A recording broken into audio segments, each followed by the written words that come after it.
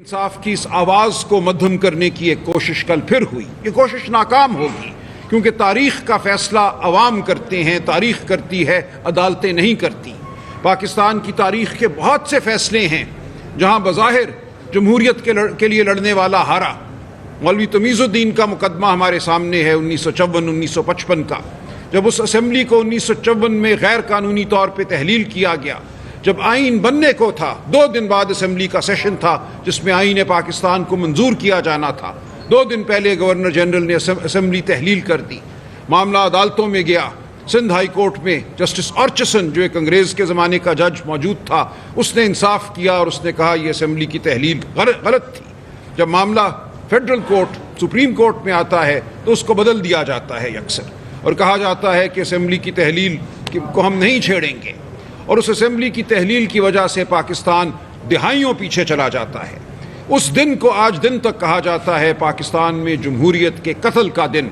वो फैसला बज़ाहिर मौलवी तमीज़ुद्दीन के ख़िलाफ़ हुआ, वो मुकदमा बज़ाहिर मौलवी तमीज़ुद्दीन हार गया, लेकिन मौलवी तमीज़ुद्दीन हमारी तारीख़ का एक अमर किरदार है, एक ताबिंदा किरदार है। उस फैसले में जीतने वाले नीस्तो नाबूद हो गए। तारीख़ के हाशियों में एक बदनुमा धब्बा भी उनके नाम के साथ नहीं है। वो कहाँ गए वो लोग? आज जिस नाम को हम याद रखते हैं वो जमहूरियत के लिए, आइन के लिए लड़ने वाले को याद रखते हैं, अगरचे फैसला उसके खिलाफ हुआ था। कल भी एक ऐसा ही दिन था। हमने आइन के लिए, कानून के लिए, जमहूरियत के लिए जंग लड़ी। ये जंग हम लड़ते रहेंगे। हम हरगिज़ नहीं हारे। पाकिस्तान में हम जमहूरियत को नहीं हारने देंगे। कल जो भी फैसला हुआ, जो भी ये समझता है उसकी फतह हुई, तारीख़ में वो नाकाम हुआ। उसके हिस्से सिर्फ बदनामी आएगी, उसके हिस्से सिर्फ लानत आएगी। आप देखेंगे कि ये दिन तारीख़ में उजागर होगा एक बार फिर। जिस तरह मौलवी तमीज़ुद्दीन के फैसले का दिन हम आज दिन तक याद रखते हैं। पाकिस्तान में जमहूरियत की बका के लिए जिद्दोजहद के हवाले से वो दिन एक दरख्शां दिन है।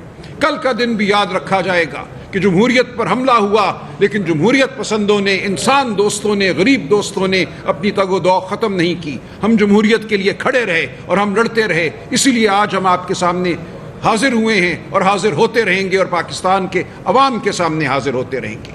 मुझे मुख्तसरन ये बताने दीजिए कि ये मुकदमा था क्या, हुआ क्या। आप सबको याद है 8 फरवरी 2024 कोई बहुत माजी की बात नहीं है। वो इलेक्शन किस तरह लड़ा गया, किस तरह पीटीआई पाकिस्तान तहरीक इंसाफ को उस इलेक्शन से बाहर रखने की हर मुमकिन कोशिश की गई। एक इदारे की तरफ से नहीं, पूरे निज़ाम ने कोशिश की कि पीटीआई को इलेक्शन में हिस्सा ना लेने दिया जाए, और अगर हिस्सा लेती है तो इसके वोटरों को धमकाया जाए, इसके सपोर्टरों को धमकाया जाए, और इसके बाद भी अगर ये जीत जाती है तो जो रिजल्ट है उसको तब्दील किया जाए। ये सब हमने देखा। इस सब के आप, मैं, हम ऐनी गवाह हैं। हमारे मुकदमे चाहे अदालतों में चले ना चले, हमने पिटिशनें की हुई हैं उस दिन से, वो 1 इंच आगे नहीं बढ़ रही, और अगर बढ़ती हैं तो उनको इस बात पे डिसमिस कर दिया जाता है कि ओथ कमिश्नर का दस्तखत मध्यम है, इसलिए तुम्हारी पिटिशन नहीं सुनी जाएगी। तो जमहूरियत के खिलाफ जो इस मुल्क में बंद बांधे गए हैं वो इस वक्त मौजूद हैं। हमने इनके खिलाफ जद्दोजहद करनी है, इन रुकावटों को हमने गिराना है। और हुआ यही। 8 फरवरी से पहले इलेक्शन कमीशन ने यह कहा कि पीटीआई चूंकि अपना इंट्रा पार्टी इलेक्शन, अंदरूनी इलेक्शन जो कि तमाम जमातें कराती हैं, एक हॉल में बैठती हैं, इलेक्शन होता है और एक सर्टिफिकेट चला जाता है।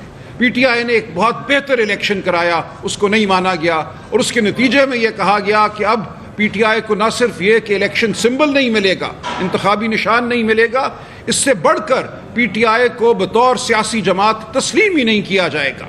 ये पहली और सबसे बड़ी गलती थी। आइन के खिलाफ आइन के खिलाफ ये एक अमल था।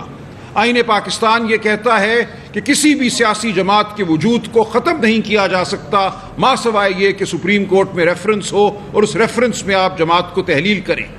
सिंबल ना देने से, इंतखाबी निशान ना देने से पीटीआई बतौर जमात मौजूद थी, मौजूद रही, लेकिन उसके वजूद को इलेक्शन कमीशन ने तस्लीम नहीं किया। हम जब कागजात नामजदगी दाखिल कराने जाते थे तो आरओ हजरात हमें ये कहते थे पीटीआई का जिक्र निकाल दो, पीटीआई से अपनी जो तुम्हारी एफिलिएशन है, जो तुम्हारी मुनासबत है, उसको ख़त्म कर दो, वरना तुम्हारे कागजात कबूल नहीं किए जाएंगे। और ऐसा ही हुआ। बहुत से दोस्तों ने, बहुत से कैंडिडेट्स ने यही किया कि अपने कागजात नामजदगी में पीटीआई का जिक्र नहीं किया। کچھ نے پھر بھی کیا، لیکن یہ ایک ایسی صورتحال تھی جو بے یقینی کی صورتحال تھی، اور یہ بے یقینی مکمل طور پہ الیکشن کمیشن کے فیصلوں اور ان کے رولز کی وجہ سے پیدا ہوئی جو کہ غیر آئینی تھے۔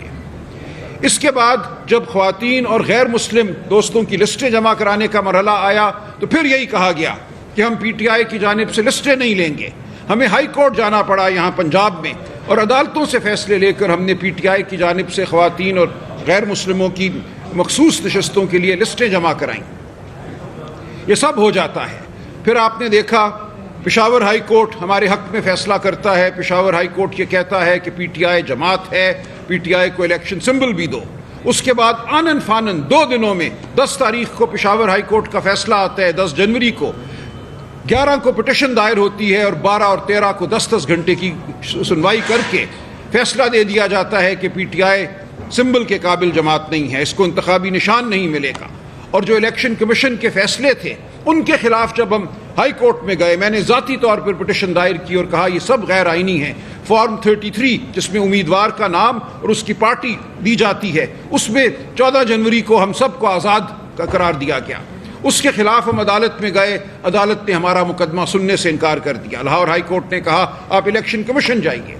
ہم اس فیصلے کے خلاف سپریم کورٹ گئے، 2 دفعہ پٹیشن میں نے خود فائل کی، دونوں دفعہ واپس کر دی گئی کہ یہ ہم پٹیشن اس قابل نہیں سمجھتے کہ اس کو سنیں۔ تو ہمیں باہر رکھا گیا، ہر سطح پہ ہمیں باہر رکھا گیا۔ جب ہم نے دروازہ کھٹکھٹایا عدالت کا تو عدالت نے ہمارے منہ پہ وہ دروازہ دے مارا۔ ان تمام حالات میں 8 فروری کو تمام مشکلات کے باوجود پی ٹی آئی کے امیدوار ملک کی سب سے بڑی اکثریت لے کر پارلیمان میں نمودار ہوتے ہیں۔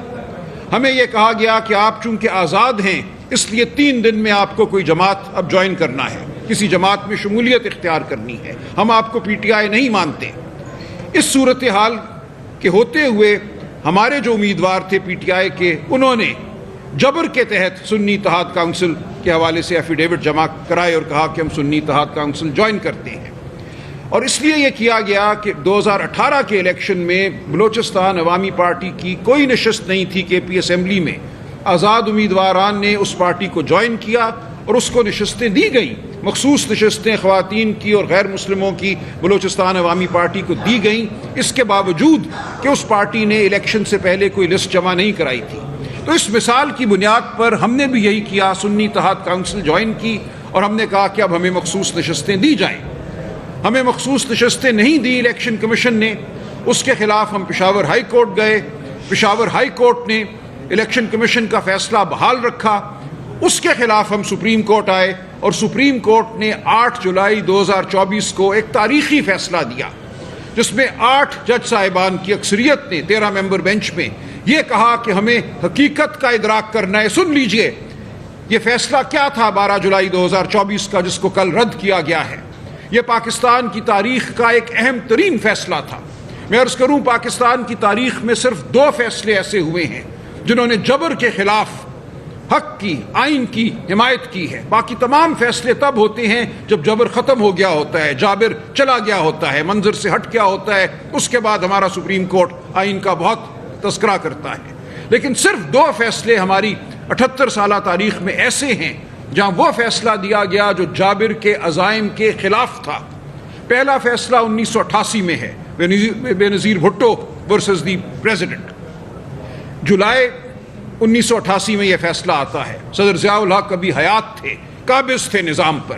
انہوں نے ایک حکم جاری کیا کہ تمام سیاسی جماعتوں کو اثر نو رجسٹریشن کرانا ہوگی الیکشن میں حصہ لینے کے لیے، اور مقصد یہی تھا کہ پیپلز پارٹی کو الیکشن سے باہر کیا جائے۔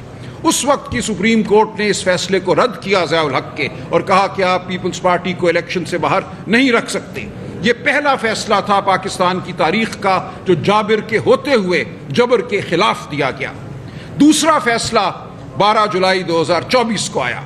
جو 8 جج صاحبان تھے انہوں نے پاکستان کی جمہوری حقیقت کا ادراک کیا۔ انہوں نے کہا کہ پی ٹی آئی کو ایک منصوبے کے تحت 8 فروری کے الیکشن سے باہر رکھنے کی کوشش کی گئی۔ پی ٹی آئی کے امیدواروں کو ایک منصوبے کے تحت جس کا حصہ الیکشن کمیشن تھا، پی ٹی آئی کا امیدوار نہیں مانا گیا، ان کو آزاد قرار دیا گیا۔ ہم حقیقت کو دیکھیں گے۔ یہ حقیقت ظاہر ہے، افشاں ہے کہ لوگوں نے 80 کی تعداد میں آزاد امیدواروں کو ووٹ نہیں دیے۔ یہ سب لوگ پی ٹی آئی کے امیدوار تھے۔ ان سب لوگوں کے نام پی ٹی آئی کی شائع شدہ لسٹوں میں موجود تھے.